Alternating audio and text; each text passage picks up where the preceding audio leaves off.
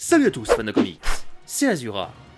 Cette fois-ci, on va s'intéresser à un vampire ultra classe de l'univers de Marvel.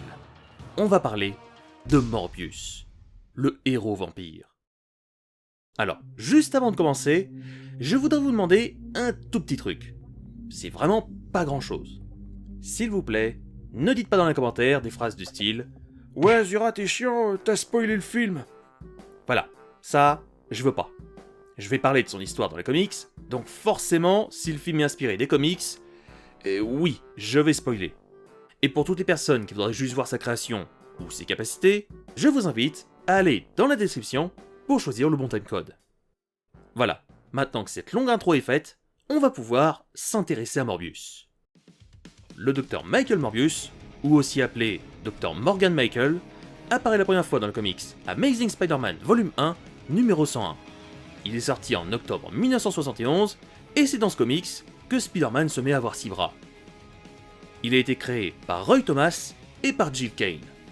Roy Thomas, que je ne présente plus, contrairement à son associé, qui se nomme en réalité Eli Katz. Jill Kane étant juste un pseudo.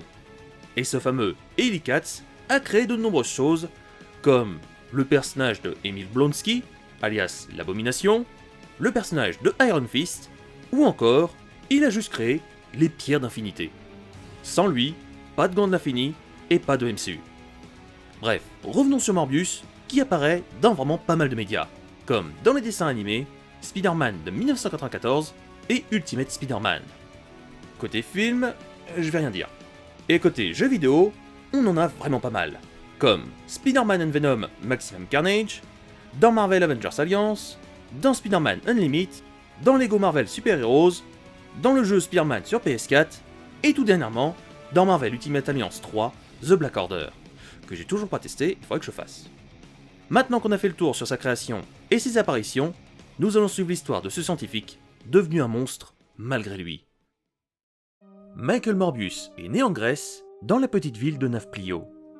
Il vivait seul avec sa mère et restait un enfant très solitaire à cause de sa maladie. Michael passait ses journées à lire des livres quand il ne passait pas son temps avec ses deux seuls amis, Emile Nikos et sa sœur Elisabeth. Les trois enfants étaient très proches. En grandissant, il devint un brillant scientifique, remportant un prix Nobel avec son ami pour ses travaux en biochimie. Ensemble, les deux hommes tentèrent de mettre au point un traitement contre la maladie de Michael en se basant sur du sang de chauve-souris. L'expérience transforma l'homme en semi-vampire sous les yeux de son ami d'enfance. Ne contrôlant pas sa pulsion, le semi-vampire se jeta sur son ami et lui brisa le cou. Elisabeth jura alors de venger la mort de son frère. Morbius quitta la Grèce et partit aux États-Unis par bateau, et, dans sa soif de sang, il massacra tout l'équipage.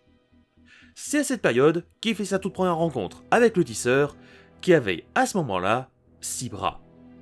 Morbius attaqua Spider-Man, mais fut interrompu par le Dr Connors, qui se transforma en lézard. Le vampire mordit le lézard et prit la fuite.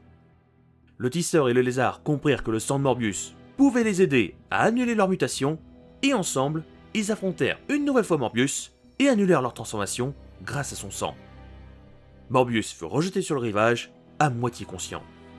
Il fut retrouvé par Jefferson et Jacob Bolt, qui plongea pour le secourir, ce qu'il n'aurait vraiment pas dû.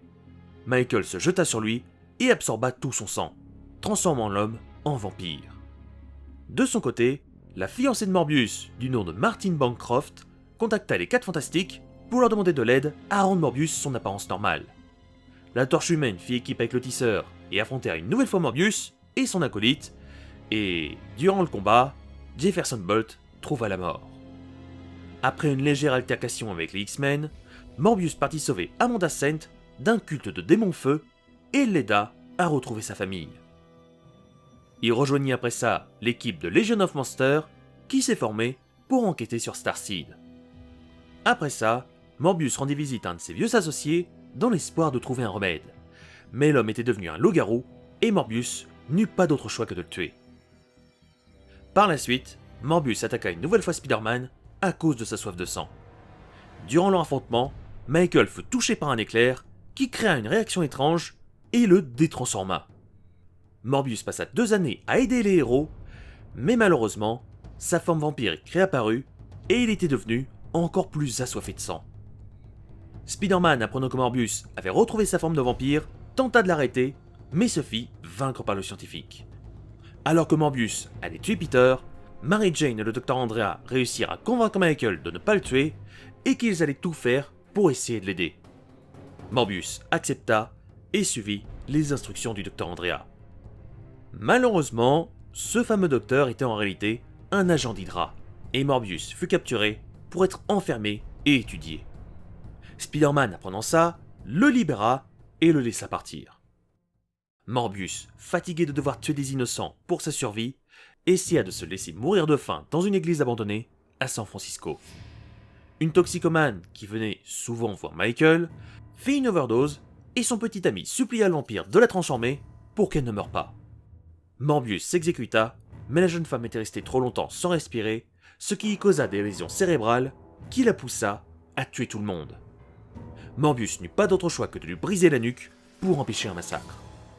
N'arrivant pas à se suicider, Morbius décida à la place de donner des coups de main à d'autres héros.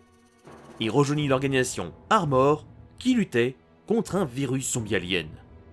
Michael n'aida pas énormément, car il se fit remplacer par une version alien zombifiée de lui-même, et les autres héros ne remarquaient rien, trop occupés à affronter les autres zombies.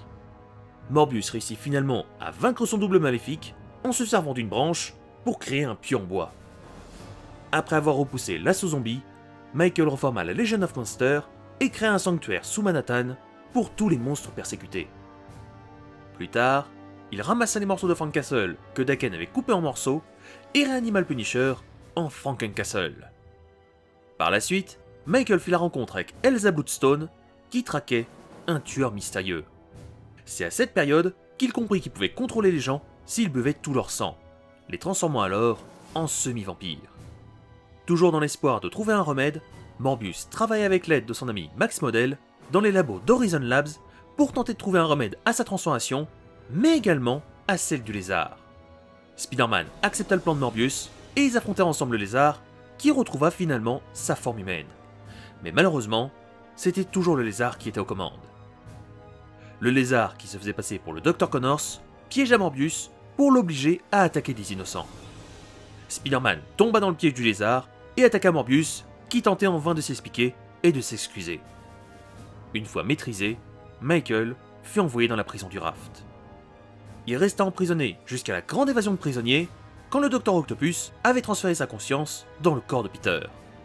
Michael nagea jusqu'à Barretto Point, où il vola des vêtements à un homme, avant de prendre la direction vers Brandville. Il resta quelque temps dans cette ville, où il affronta de nombreux criminels qui l'attaquèrent, sans savoir qui il était vraiment. Après ça, Morbius fut arrêté par le supérieur Spider-Man et fut une nouvelle fois enfermé à Horizon Labs.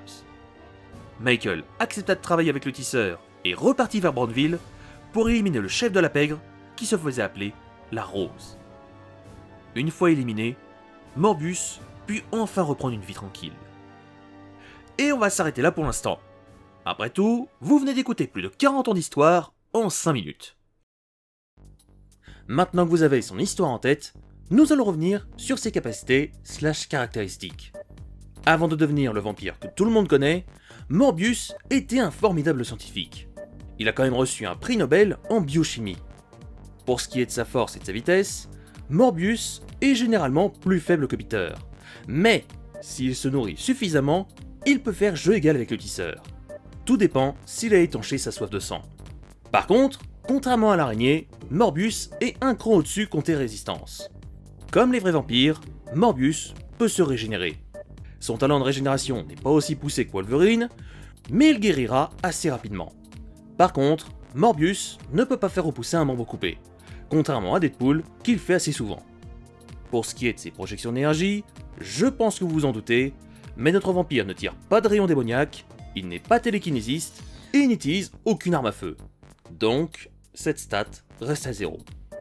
Lors d'un combat, Morbius n'est pas un combattant aguerri. Par contre, Morbius pourra utiliser ses crocs et ses griffes pour prendre l'avantage au corps à corps. Si jamais Morbius mord un individu et aspire tout son sang, la personne se transformera en semi-vampire et sera alors sous ses ordres. Notre semi-vampire possède une faiblesse, la faim. il est obligé de se nourrir de sang, au risque de voir son corps se dégrader ou de devenir instable mentalement. Par contre, il n'est pas sensible aux objets classiques contre les vampires. Si jamais quelqu'un se ramène face à Morbius avec une lame en argent, de l'eau bénite et avec un pieu en bois, Morbius va rigoler 5 bonnes minutes et montrer à son agresseur qu'il est bien au-dessus de tout ça.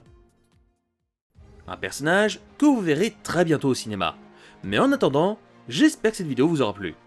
Si vous voulez me soutenir, partagez, likez et partagez. Ça serait vraiment sympa. Et quant à moi, je vous laisse et on se retrouve la prochaine fois pour une vidéo sur un méchant de Batman très mystérieux. À la prochaine les Comics Forts.